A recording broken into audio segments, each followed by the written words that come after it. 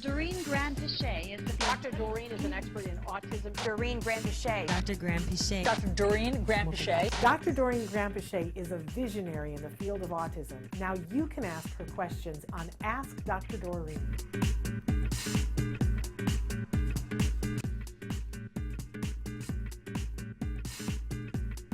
Thank you for mentioning the comment that came in about diet and gaps. We've had a lot of people write in about diet and gaps, but there's one thing here in particular that I want to address that mom says that, you know, she really believes in dietary intervention and how important it is, but that dad feels like it's a punishment to the child because of restrictions. And I understand, you know, she's talking about the GAPS diet, which is pretty restrictive, but it's not restrictive forever, but it's pretty restrictive. Yeah. And I want to hear from you, Dr. Grand-Pichet, but I also want to say that, you know, my son was on a gluten-free, casein-free diet starting when he was 2.5. And then we went on a specific carbohydrate diet for a period of time, Yeah. and he's on a modified Feingold. And we never did GAPS with him. We did GAPS with me because I was having stomach issues.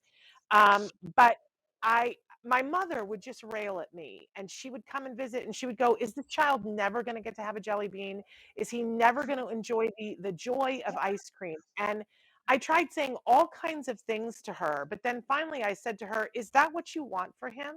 You want for him, that's your be all end all. You want him to have a jelly bean and an ice cream? Let's go right now and you can feed him ice cream and a jelly bean, Mom.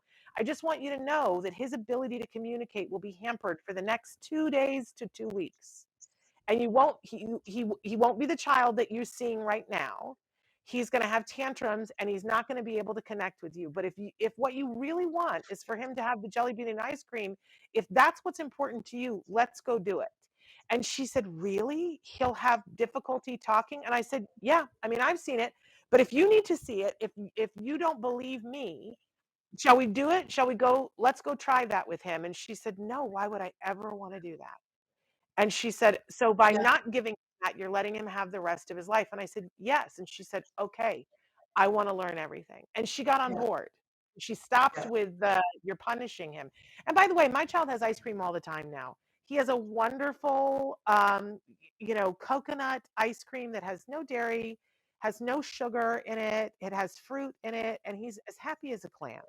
Yeah. uh, and in college and doesn't need any other supports and picks out his own ice cream. Yeah. I feel like we chose right.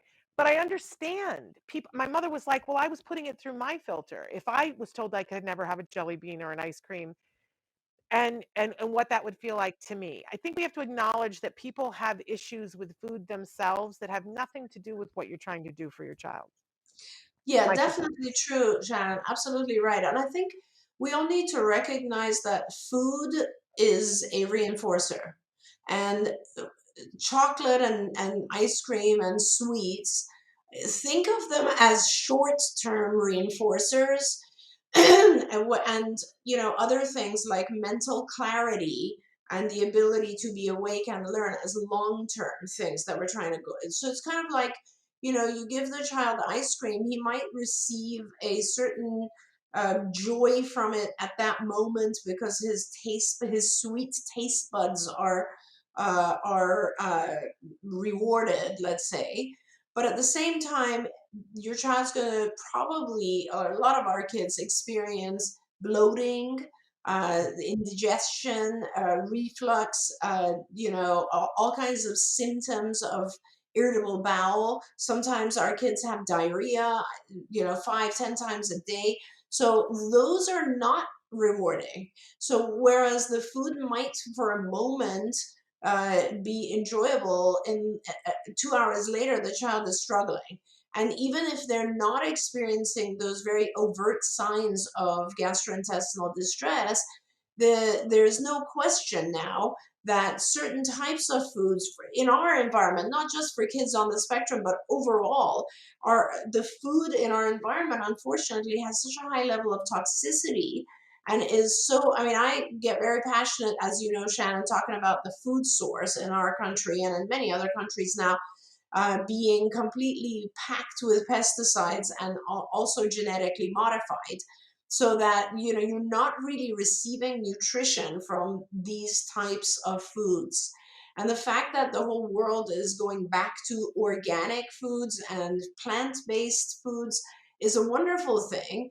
And I know that it's tough initially because you have a young child, and believe me, I spoiled my kids too when they were young. But at the same time, you get to a point where health is the goal, right? And with health in mind, you have to find other short-term reinforcers like social time, toys, activities, whatever else might be that is not harmful at the same time to the child. And I know there's no, it's a primary, right? Food is a primary reinforcer, so it's hard to replace it with other things. But I want to tell you something because I myself, 18 days ago, started a diet that's very similar to the GAPS diet.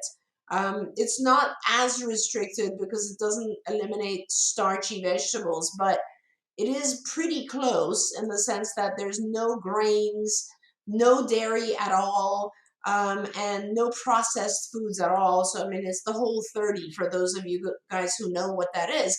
So, on my diet right now for the past 2.5 weeks or so is restricted to just mostly, of course, meats, but and just vegetables and fruits, right?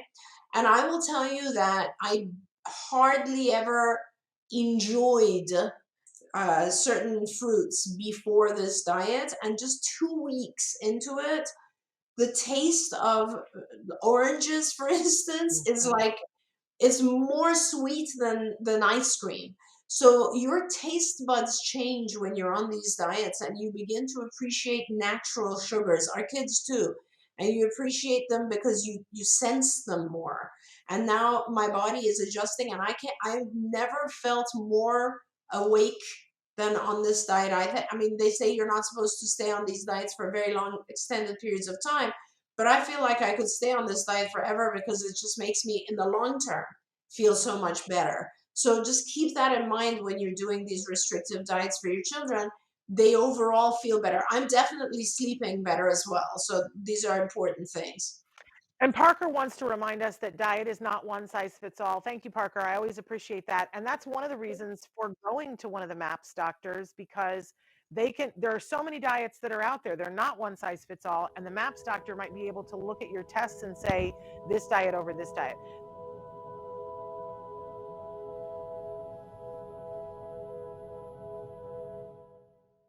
If you found anything helpful in this video, please give us a like. In fact, make sure that you smash that subscribe button on YouTube and give us a like on Facebook.